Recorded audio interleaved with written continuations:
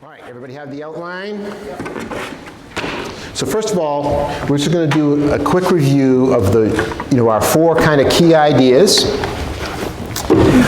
because we want to remember what they are. First of all, the creator-creature distinction.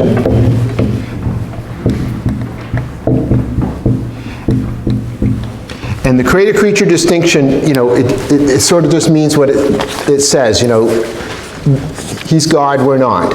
But what that means is that you get the sovereignty of God that we've talked about, you get a structure in the universe, and that there are spheres of influence that are separate and not crossover. So the three spheres that we primarily talked about were family, church, and government. And even though they influence one another, they each have separate categories and separate responsibilities.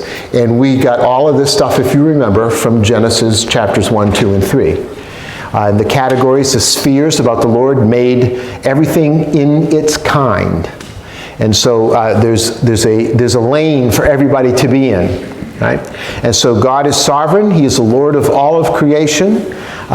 He is structured. He has built a structure into his universe, and it doesn't matter who you are, that structure is the structure. It doesn't matter if you're a flaming atheist or you're Mother Teresa, gravity is for you. There's no variation on that. And so that's what the creator-creature distinction is about, okay? And then the second idea that we've been talking about is the antithesis. And do you remember what that meant in Genesis? That God said, I will put enmity between your seed and the seed of the woman, speaking to Satan. And so there's this judicially imposed antithesis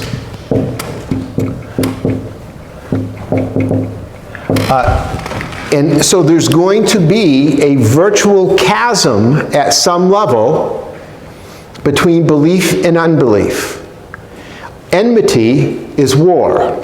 And so when God says, I'm going to put enmity between your seed and the seed of the woman, he's saying that for the entirety of Scripture, what you see is that the seed of Satan and the seed of the woman, the seed of Satan is always going at war with the seed of the woman. That's you and I. All right?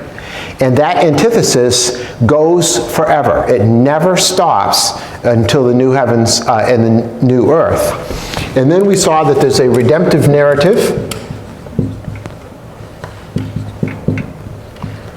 And that redemptive narrative is creation, fall, redemption in Christ, and consummation. And because that is, if I can put it this way, because that is the story of the whole universe, because that is the redemptive narrative of the entirety of the created order, that redemptive narrative will either align with the truth of God or will be skewed by the seed that's attacking the seed of the woman. In other words, it will become a false narrative. And a false narrative is never completely wholly false. A great lie has what in it? Truth. That's the greatest lie of all, right? The greatest lie of all sounds plausible, but there's just that little thing in there that makes it a lie. Well, that's the same thing. Every thing that is offered to you that is not Christ is a false redemptive narrative. It offers you a false view of your beginnings.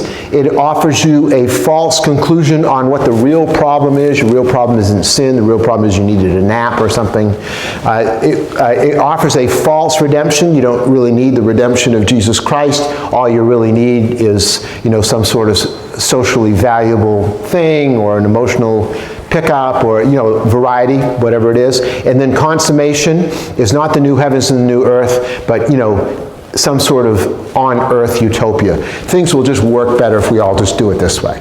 All right? Those are all false redemptive stories, and we looked at how all of those, each one of those, has a little piece of the right stuff in it and a little piece of the wrong stuff. And it's a little piece of the wrong stuff that always ruins it, right? Just takes one little apple to ruin the whole barrel of apples, all right? And that led us to the idea of common grace. The rain falls on the just and the unjust, and virtually everyone, because they're created in the image of God, experiences a measure of his providential care. And because that's true, we can have science. Because he created the natural order, you don't have to be afraid of science. We can have art. Because he created the natural order, you don't have to be afraid of art. We can have music, we can have all those things. But what we are always concerned about is the antithesis. And so you can see there's always a little bit of tension between antithesis and common grace. Because on the one hand, you're saying, well, the seed of Satan is always sort of at enmity, at war with the seed of the woman, that's us. And so that means that what Jesus said, you're either for me or against me. It feels like there's this chasm that we can't get over, and that's true. At the same time, there's something called common grace, where God, in his great mercy for all of his creation, sustains it according to the word of his power. And because that's true, we enjoy all the benefits that everyone enjoys. And so, once again, you can be just a crazy militant atheist, or you can be Mother Teresa, but the microwave will work equally for you. Everybody has the technology. Everybody has, the common grace. And a flaming atheist and Mother Teresa can sit beside each other and listen to Bach's Ninth Symphony and both say, well, that's really good, huh? And they go, yeah, it's really good. Common grace, right? We all experience that together. But nevertheless, what the Scripture is going to teach and what we've learned is that we actually experience those in different ways. And those ways are interpretive ways. The militant atheist doesn't give glory to God for the beautiful music, and Mother Teresa does. That's the antithesis. That's the bottom line, right? And that can lead to some stark places. If the beginning point of all your thought is that there is no God, that will lead to a very different life than if the beginning point is a God who is merciful and kind and loves you in his Son, Jesus Christ. Those are two very different starting points to how to look at life and how to treat people, and that's the antithesis. But nevertheless, those two people going off on those different paths all experience the common grace of living in God's world, whether or not one of them recognizes it. Those are the big ideas, okay? If you are armed with those ideas, you can read any newspaper article, watch any TV show, and see what the issue is. Now, you get to know a few Bible verses, but those are the big ideas. That's really it. That's the whole enchilada. So you all drive safe. Good, thanks for coming. All right, so let's work out a couple more of them, just because it's easier to see, with examples, okay? And I'm trying to use tonight a larger cultural kind of stuff that we see and maybe give you a vision about. So let's talk about B. All conflict, which we think is cultural conflict, is actually a religious conflict. At the bottom of all of the issues, and I'm using the word religion, but let me use a different word because that will help us, I think, see it. But at the bottom of everything are different worldviews. That's what we're really talking about. And the worldview is the ultimate commitment that anyone has to interpreted reality. In other words, your worldview determines in your mind, it's like, where did I come from? Where am I going? How do I have meaning? What's important for me? What gives me purpose? That's your worldview. That tells you, how do things work? How are things organized? That's your worldview. And so at the bottom of every cultural conflict, I always say, is really a religious conflict. It is a conflict of worldviews. People are seeing the total picture of reality differently. And there's more than one worldview. I'd like to say, it's Christian and then everything else, well, there's a few more. All right? But I'm going to, for the sake of making it easy, make it sound like it's just one thing tonight, but there's multiple worldviews. So let's start with what we see as a worldview. There's kind of 2 or 3 points I just want to make here real quickly, all right? 2 or 3 really quick points, and you probably don't... This is not the 1 and 2 that you have listed. This is just a couple of other things, all right? So your worldview is an individual's highest value. What do you value most? What is most true for you? What is most true for you? So if I say to a current atheist, what is most true for you? Almost all of them, when I get done talking for an hour, what really they're saying is human freedom. I just need to make my own choices. I need to be free. That's what's most true for me. And so, I actually get that. That's what's most true for you. And if that's their highest value, then that value transforms everyone's image of reality. Because if you can think of it this way, whatever your highest value is, whatever is central to you, that's the lens by which you're viewing everything else.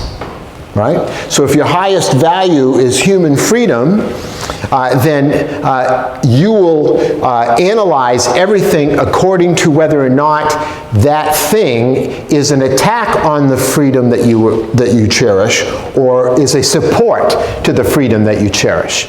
But everything is going to be read through that. And that's true of Christians as well. We read everything as the highest value is a creator who loved us so much that he sent his only son to redeem a rebellious people for himself. And so we read the whole of reality through the fact that there's a God who manages and organizes the whole of reality, who's a loving God, a personal God, an accessible God, a missionary God. He reaches out, he comes to get you. That's a very different sort of view of reality than I'm here on my own. Freedom is all that I have. There's nothing but me. And so I have to do everything I can to help me out because there's nothing for me when I die. Well, that's a very different view of reality. I was listening to an atheist debate this week. This is what I do with my free time at night. I watch these kind of things, and he said, and he was from Oxford, very smart guy, scientist, and he just said point blank in the debate, because they asked him, well, if there's nothing besides this, why are you so good at what you do? Why bother with it? And he says, because that's all there is. He said, if I didn't, I might as well just kill myself. He said, so I work hard, I produce, I do well, and I know that the minute I die, there's nothing else left. And then he said, and that ought to be good enough. Well, it's not good enough for me. But it's good enough for him because that's his worldview. So you just have to appreciate that whatever your highest value is, that will transform how you look at everything else. That will transform how you look at everything else. And then, remember, these people who are transformed create something. No one's an island. We all get together and we call it a culture. It's all of us, right? And so the culture is also transformed by whatever the dominant value is.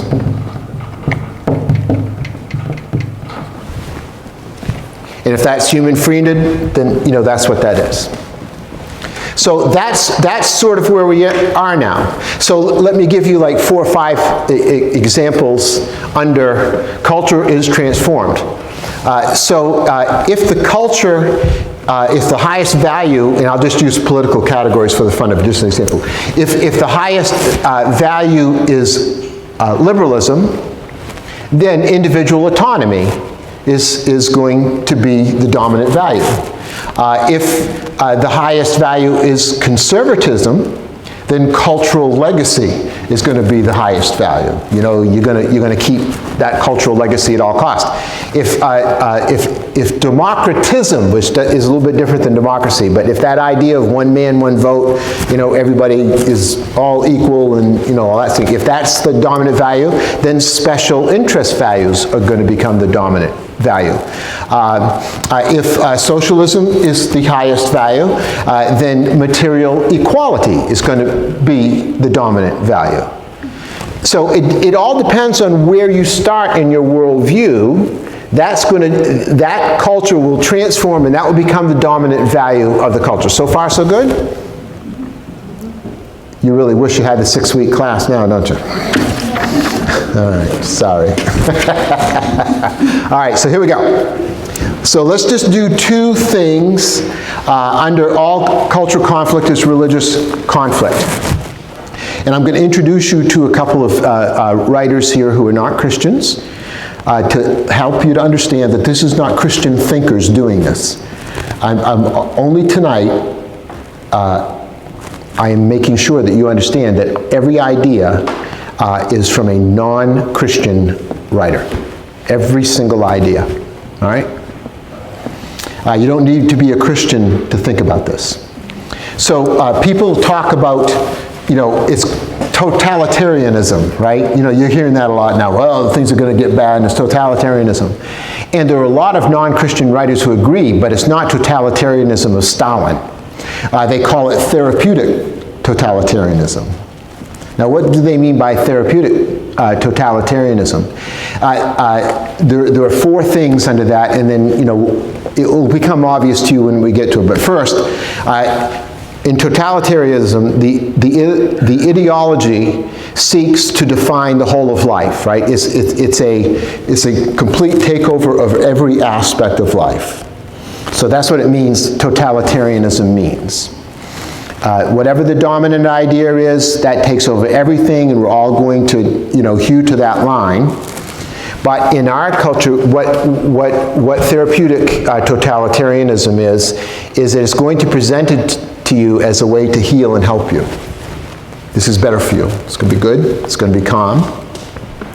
And the way that we're going to help you, and the way it's going to help your life, is we're going to have to displace all institutions and authority prior to this to make sure this gets done, and make sure they all go away, because you'll never be at peace and calm until you get there. And then the way that all this control is going to happen is through comfort and convenience. Now that's the dominant idea. Say, is that happening? Oh, sure. That's China right now. That's China right now. And I'm going to develop this with surveillance capitalism, but I'm going to show you how it's being done here. When we were in Zimbabwe, you know, it was completely, it was, you know, Mugabe was a dictator, right? But you could have as much free beer as you wanted. Keep everybody comfortable. Keep everybody, make it convenient. The Romans did this. What did the Romans say? Give them what? Bread and circuses. So the Colosseums entertained you, and you made sure everybody ate. And then you could do anything you want. Right? That was the plan. Say, okay, well, how is that being hoisted on us now? Again, these are not Christian writers, and so I had to write down this name. This person's from Harvard Business School, all right? Not the local seminary. Shoshana Zuboff, Z-U-B-O-F-F, wrote a book called The Age of Surveillance Capitalism. Again, not a Christian. Harvard Business School, The Age of Surveillance Capitalism. And this is what you're experiencing right now. So how does surveillance capitalism work? And I'll give you 4 things in the book. First of all, it's a comprehensive data collection. If you have a cell phone, data is being collected on you right now. And in the beginning, that was done to accommodate marketing. It wasn't merely that people wanted to know what that you like to purchase. The goal was to make sure that you liked what they wanted you to purchase, right? That's where everybody's trying to take you. That's why if I'm sitting in my house and I say to Brenda, I wonder what we should do for Nathan for his graduation. Maybe we should get him X, fill in the blank. And then I pick up my phone and there's an ad for that instantly. Now, if you think, I'm just telling you, that's the world you live in. And you have volunteered for this. It's called Siri. It's in your car. It's in your phone. It's everywhere. And everybody knows it. It's no secret. It's no secret at all. So that's a comprehensive data collection. Everybody knows everything about you already. They know all your taste. And if you just combine Google, Apple, and Amazon, and Microsoft together, and Facebook, you have all the information anyone needs about anybody. Think about what I do on Amazon, right? I mean, they must have a heart attack with me. Because, you know, I only buy jazz music, but I read theology. They're like, this guy does not make sense to us. It's like, well, he's reformed. He must be reformed. So, but all of that is tracked. And so I get advertisements for all of that stuff. You know, I mean, it's just all targeted. So what happens is that now you have this dystopian marriage of money and politics. You say, well, how did that work? You have to understand that companies like Google and Amazon, really, I mean, Apple has more money than India. You have to understand that. These 4 or 5 companies have more money than almost all countries. So what are you going to do if you're a sinner and you think that you have to just do whatever it is that you need to do to make sure that human freedom is perpetuated and to save the earth, because there's no God to save it, you have to do it. You're going to start using that information, and there's going to be a dystopian marriage between all of that money and the place that controls everything, and that's called legislation. Have you ever asked yourself how come all the legislatures seem like fools? It's because they're all paid for. Yep. And that's why all the legislation goes in that direction, because the legislation is already bought. And the money is so big, there's nothing anybody can do about it. It's huge money. It's massive money. You know, we're hearing all kinds of things about how China is giving money to, you know, particular politicians and their families. If you think that's just one family, forget about it. There's just a ton of money being floated around, and everybody sort of knows that. So that's what happens. Now, what that means is that the totalitarianism that everybody is talking about is not Stalin. It's oligarchical corporations. Corporations are now bigger than government, completely bigger than government.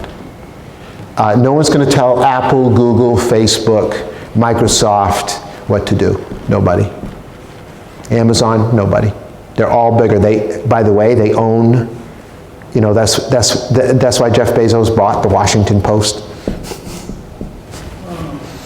You know, I mean, it's that simple. So do you know why Tucker Carlson got fired on Fox? Because Fink from BlackRock bought 15% of Fox. BlackRock's the largest money manager in the world, who is supporting ESG investments, which means socially valuable investments. And so that all had to change, so they bought 15% of Fox, and there you go. See how this works? So all of this stuff is not, you don't have to worry, you know, your average politician isn't smart enough to be a dictator. They're just not. So all of this is going to be done according, again, surveillance capitalism, Harvard Business School. I'm not quoting any Christians tonight. No Christians get quoted, except me. All of this is going to be done through corporate oligarchy. And so large corporations will rule the world because the politicians will do everything that they are asked to do because the money is just enormous. So that's what they mean by surveillance capitalism. So why are you going to a cashless society? Well, no, yeah, it's convenient. Isn't it convenient? I'll give you an example. So on my phone, right, I have my computer at home died. Had an unfortunate death. And so I had to buy another computer, so I just swiped, went right to the, I'm Apple. I know, people are Apple or they're whatever, but I do Apple, right? So I go right to the Apple site. We'll take that one, I'll take that one. And then I have an Apple wallet with an Apple card, you know, they gave me? And it said, just click here, and it shows up. Just like that, right? Well, how does that happen? A completely cashless society. And then that card is paid from directly out of my checking account. So I never write a check to that. It just gets paid, right? Now, why do you want a cashless society?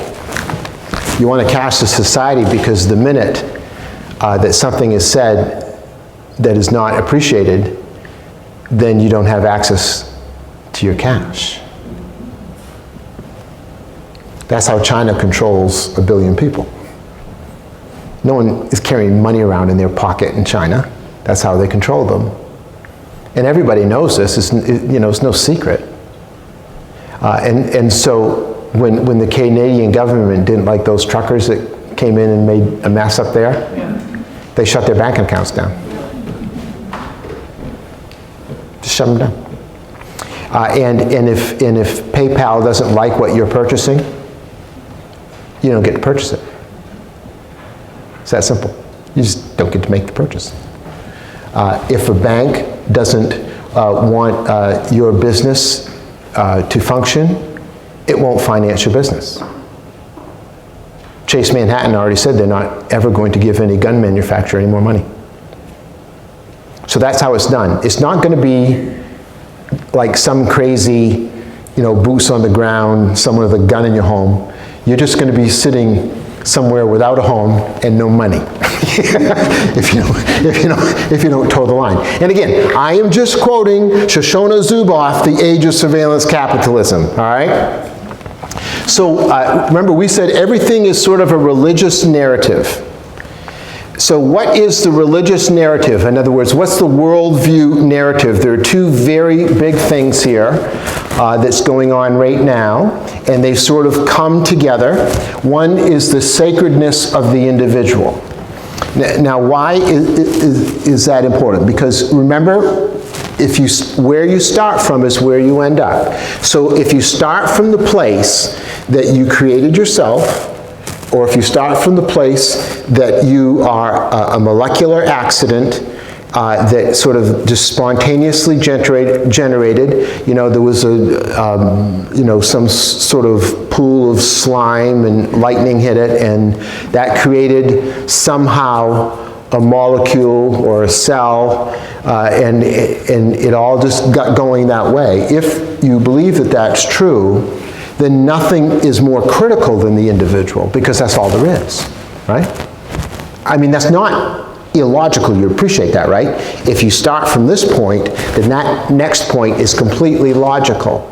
So this is why we're at a place where virtually human freedom and heightened individualism has become the sacred cow for everybody. This is the most important thing. What we cannot tolerate is any individual being inhibited in any way by any kind of authority or any kind of structure or any kind of outside interference. That is sort of the religion of the day. So that individual needs to be liberated from everything that would be otherwise considered structure or authority or boundaries or, whatever, what have you, okay? And that will happen in every category of life. That will happen, medically, that will happen politically, that will happen culturally, that will happen everywhere, because that is the new reality. This is why Christopher Lasch, the great sociologist, wrote the book called The Culture of Narcissism. Because that's the inevitable conclusion. If there's no God, you're not created in His image, then you're all you got, baby. And you better make the most of it, because this is it, right? So, it's the sacred individual. Now, you have to combine that with the second idea. Now, all of this, again, comes from the fact either there is a God or there isn't.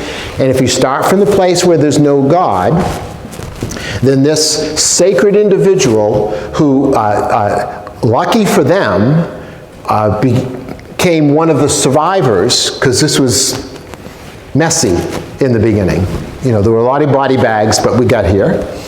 And now that we're here, and we're all there is, and so nothing can come against us, all of that means that we have a religion of progress. Everything is about taking the next step, about making sure that we progress and go forward. Anything that doesn't look like progress is going to do what? It's going to inhibit and attack your identity. It's not merely, oh, I didn't get what I wanted. It's attack on your personality, because progress is built into the system. So there are 4 little things I'll give you on the religion of progress here.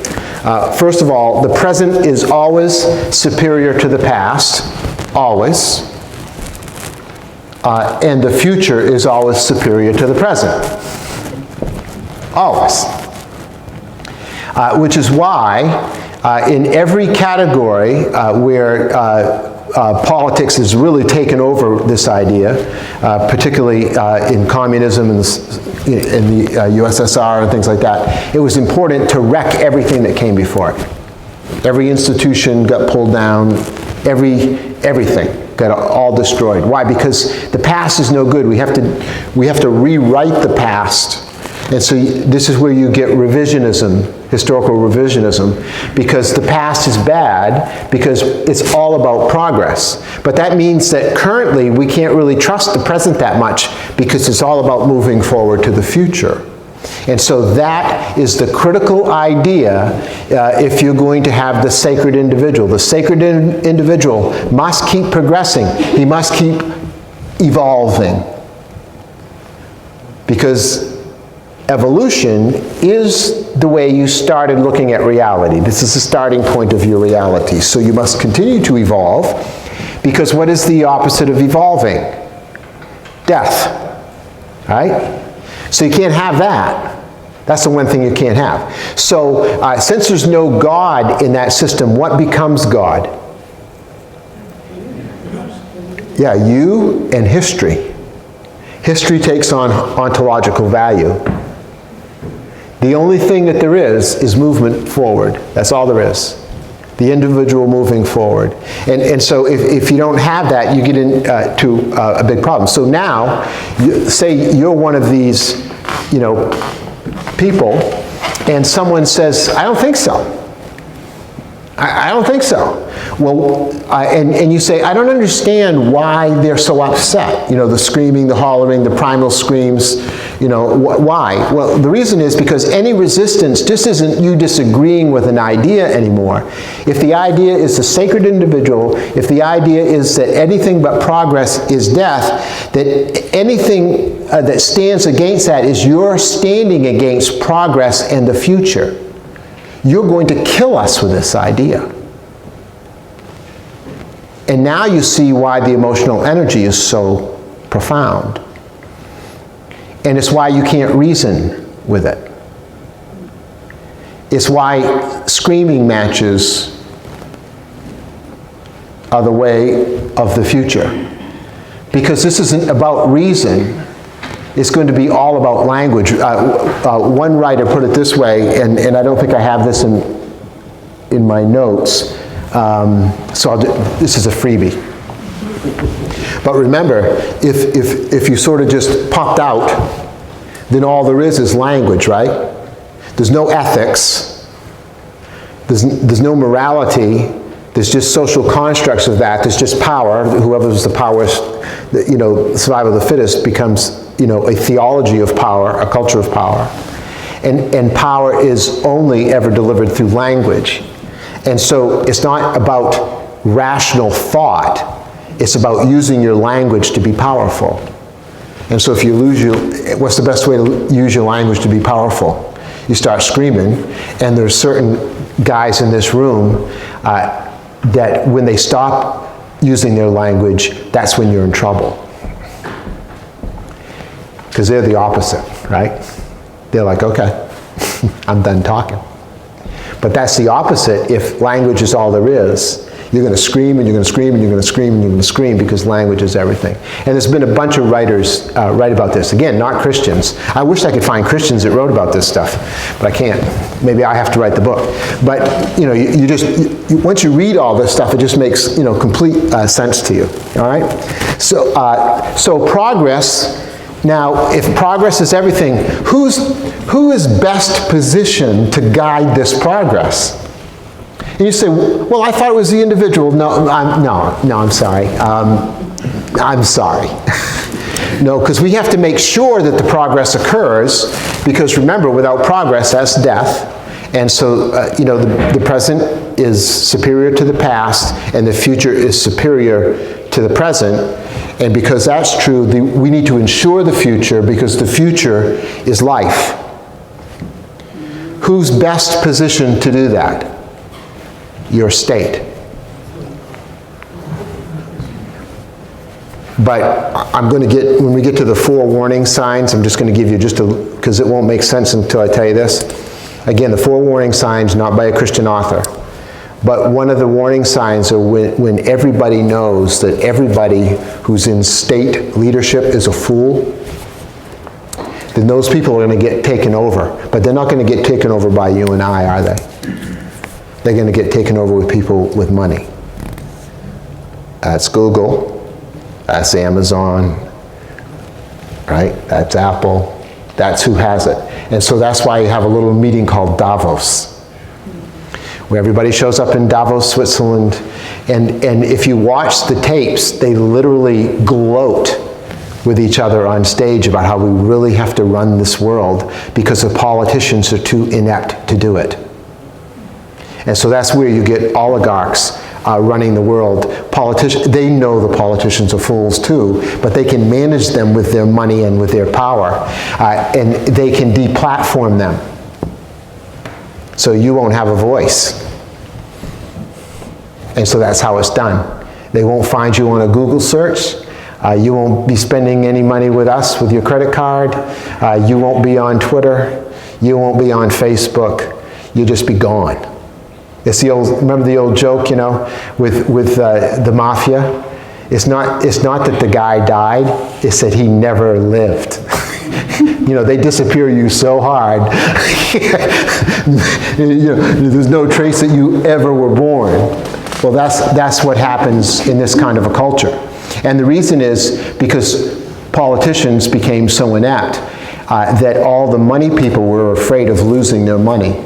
So Larry Fink at BlackRock, who runs more money than anybody in the world, and Apple, who is bigger than India, they can't let that money get in the hands of these fools who are voted into office. And so they just run them, and they do exactly what they want. And if you don't think they're being put into office for that very reason, I'm sorry, I don't mean to break your bubble, but that's what's going on. All right, so let's do the 4 warning signs. Now, I have to describe who...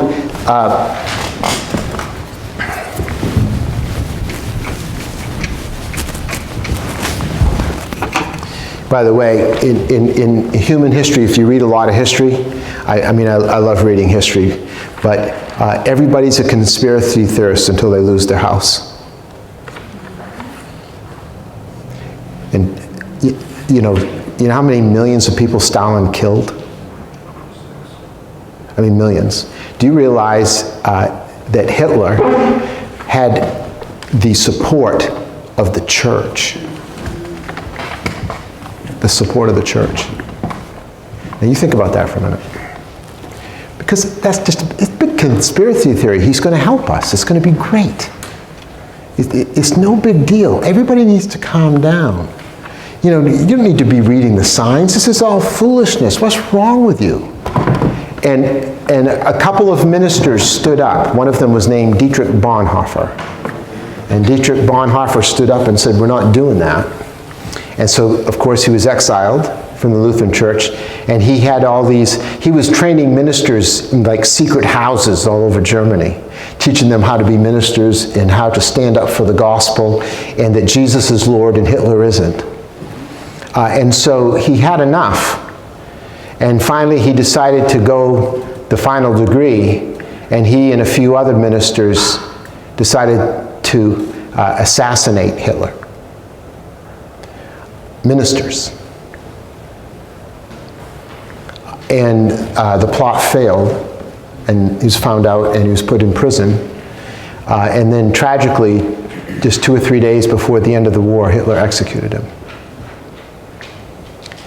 In the American Revolution, there was something called the Black Robe Regiment, ministers who fought. They had a little something under the robe for you.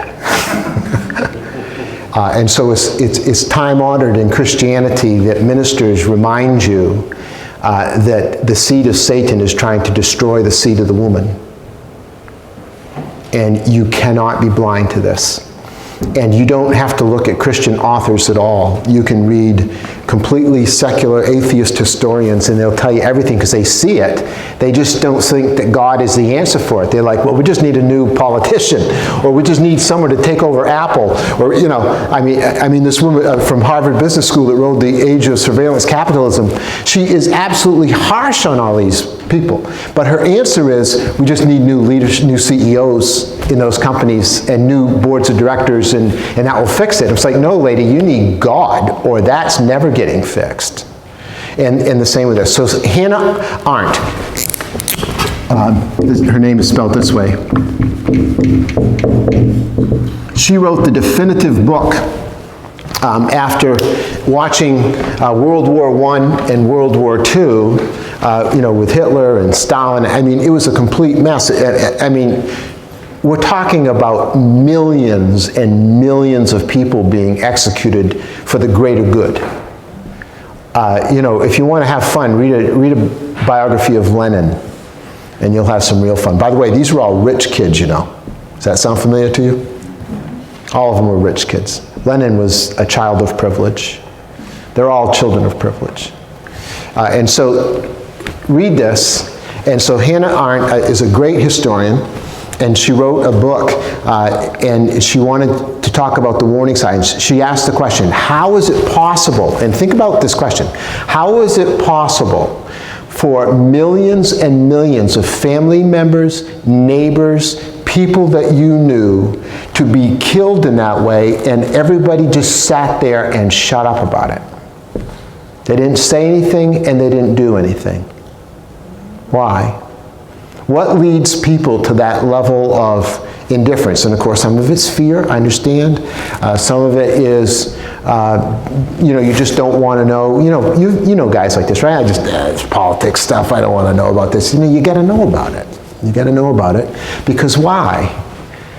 The seed of the Satan is against the seed of the woman, and it's judicially imposed. And so Hannah Arendt came up with 4 principles, 4 things that she saw in all these cultures that have experienced this, genocide and the mutilation of people and by the millions, and no one said anything about it. And it happened, you know, in Tsarist Russia when, you know, when the Russian Revolution, you know, the church went along with it. They were more than happy to do it. Hitler, that was called the Christian Democratic Socialist, don't forget. So, you know, the Lutheran Church in Germany, by and large, went for it. Only a few guys like Bonhoeffer and guys like that stood up and tried to do something about it, and of course died for it. So here we're going to have 4 warning signs in the culture. Again, not a Christian writer. I can't find Christians to write this stuff, so here I am. Consider me part of your current black robe regimen. Just trying to let you know. Hopefully I won't end up like Bonhoeffer. I'll still be here next Sunday. All right? So we're going to have 4 of these. And see if this doesn't ring a bell for you. 1, loneliness and social isolation.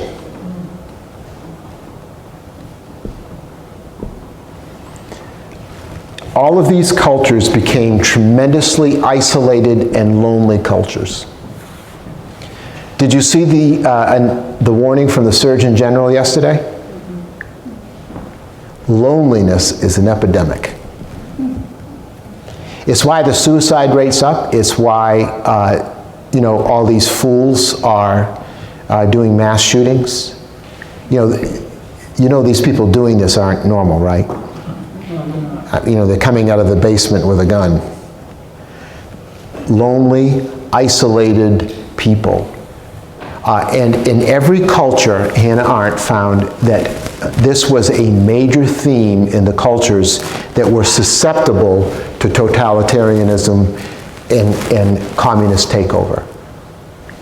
Susceptible. This is because why? Because whoever the star guy is comes along, Hitler, and says, I'm going to give you purpose and meaning. All you got to do is march in this parade and lift your hand and sing heartily military little songs and become one of the Hitler Youth, and I will give you meaning and purpose, and it will all be good. Things were disastrous in Germany prior to Hitler. I mean, disastrous. And he gave them hope. And they were all isolated, and it was a mess. And Hitler came along and said, I can give you purpose, and I'll give you something to live for. Isolation. The second one, so this was loneliness. Loneliness. Lost trust in institutions and authority. The Tsarists were running Russia completely, and the reason that finally Lenin and the boys were allowed to come in and they trusted them enough to annihilate the place is because they watched all the czars and the aristocrats mishandle just some basic things, and the last straw was a famine. And because everyone had lost trust in political leadership, they were open to new leadership. And so when you get to this place where virtually everything is not trusted, where everybody thinks everybody is a fool, where everybody thinks everybody is lying to them, then they're willing to hear another voice. Unfortunately, that voice is going to be the seed of Satan. It's not going to be a good voice. It never has been in history, not one time. Not one time, because only certain kind of voices take advantage of this. You see what the issue is? Hitler was the same way. Germany was in a complete disaster economically, and Hitler came along and promised the world to everybody. And everybody said, all right, there's no one else to trust, everybody else are fools, and so I guess we can go along with him, and you have this massive level of discontent. Have you seen the polls on politicians lately? Yeah. I don't care what side of the aisle you're on. I mean, Apox on all their houses, right? I mean, you can't find one. And it doesn't matter because now the fatigue is enormous. Everybody knows that the next guy, the promises are no good. Everybody already knows it. We're already factoring in that people can be obscene, crazy people, and we're just like, okay, that's politicians and what they do, but maybe he'll get something done. Right? And that's where we are. By the way, that's where every culture was just prior to totalitarianism, according to Hannah Arendt. Read the book, it's like 700 pages. She's an amazing historian. Every single one. Folks, that's 2 out of 4. That's 2 out of 4. And again, this is about degrees, so right, it can get worse than this now, but we are already staring this thing in the eye. So please, Black Robe Regimen, just listen. A desire to destroy the past. Why? Because the past is all the reason for the problem right now. Every bit of it has led to this moment, and this moment is awful. And so you need to destroy all of it. And you destroy it by pulling down the statues, you destroy it by rewriting the history, you destroy it by demonizing every historical figure from the past. You make sure that all of those historical figures lose credibility. They cannot have any influence moving into the future. Now, this is not new. I know you turn on television and think, okay, this is new. This is not even close to new. This happens every time in human history just prior to totalitarianism. Every single time. And so what happens is you begin to celebrate anti-cultural acts. You can't be rebellious enough. Because it's like the primal scream, right? All the politicians are fools. Everything that has led to this has created a mess, and you're just going to let it out, and it doesn't matter. There's not going to be any more rules anymore. It's over. We're done with this. And it all starts, by the way, you all think everything is sexualized now, right? You're like, oh, this is bad. Do you have any idea what Tsarist Russia looked like when Lenin took over? I mean, you could have sex with anything you wanted, anywhere you wanted, because that was the sign that we're not having this anymore. We're done with this. No more authority, no more structure. That's always part of it. It's huge. You can read, I mean, they've written whole books on, you know, how that was one of the themes. Why? Because humans are frustrated, right? And they're like, I'm going to throw off all the rules, and this is one of them that I can, at least I can control this part of it, right? That's why it's destructive, but you can't be mad at people, right? Only Christ will solve this. And so when you realize that a lot of the sexual acting out that people are doing, it's a way for them to say, I can't control anything else in the world, but I can control this. And no one's going to tell me what to do, because everyone that's been telling me what to do has proven to be a fool in my life, and they've hurt me. Every decision that they've ever made has made it worse for me. It has not made it better, and I don't have any other way to express myself, so I'm going to make sure that I at least control this part of my world. That's happened in every culture. So I'm sorry, I know everybody thinks it's new in 21st century America, but it's happened since the Roman Empire. Every time, and it's always a signal when people get this frustrated and when they abandon the boundaries and they just say enough is enough and the past has to be destroyed. It's always a sign that there's an opening for someone to come in, and that someone that's going to come in is not going to be good for anybody. It's not going to be good. Again, Hannah Arendt, this is not a Christian writer. I'm not getting this stuff out of Christian books. And finally, see if you... We're 3 out of 4. Would you agree with me? Yes. We're 3 out of 4. So I love home runs. I love home runs. All right. And I'm just going to put this way. I have to explain it a little bit. Willingness to believe anything. And I have to explain that because that's that can sound weird. But the reason, there's always going to be massive amounts of language shape-shifting in this kind of a culture. Words are going to lose their meaning. Language is going to be used for propaganda. It's going to be used for virtually changing definitions of stuff that you thought was defined one way forever, and now suddenly is not defined that way anymore. there's someone who wrote a whole book on this, and it's a novel, and you should read it. George Orwell, 1984. And he saw, because he read correctly the history of World War I and World War II and Hitler, and he watched how the USSR changed language. And if you can change people's language, they'll believe anything. All you have to do is change the definitions of everything, and once you do that, then you can start moving everything around on the board. And in every culture prior to totalitarianism, there has been this shape-shifting of language and you've probably heard this phrase, useful lies. And a useful lie is when you get into these sort of kind of cultural situations, everybody knows it's a lie. But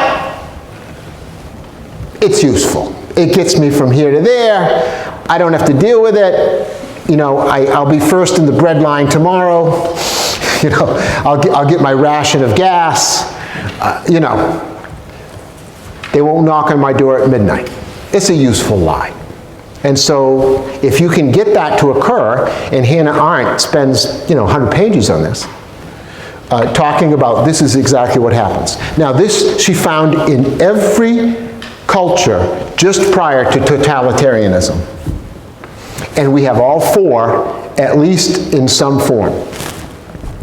And remember, the warning is not, I don't think you're going to see boots on the ground and guns. That's not going to be it at all. This is going to be a takeover by oligarchs.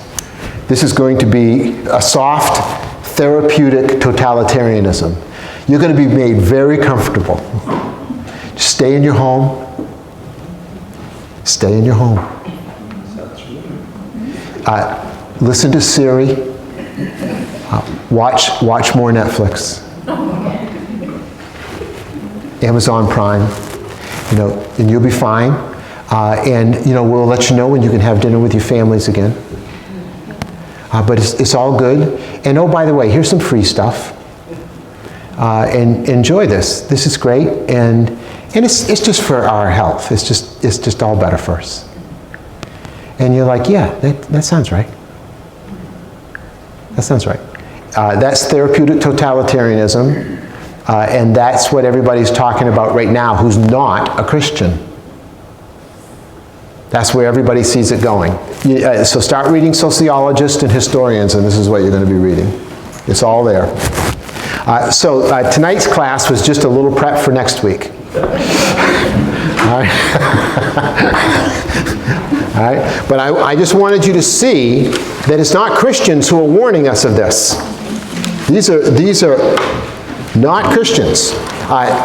There's a profound issue, and so the only way we're going to solve this problem is by, you know how I am, right? Stand up for Jesus, you soldiers of the cross. You're going to have to do it. All right?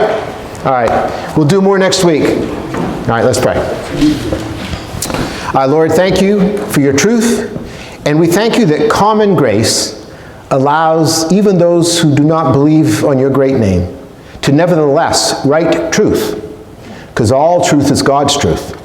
And even though they don't give you credit for it, they nevertheless, through common grace and because they're created in God's image, can understand the culture around us and the danger that we might be in. And I pray that you will open our eyes that we might see, and I pray that you will give us wisdom that we might act, that we are wise. And we pray these things for the sake of Jesus. Amen.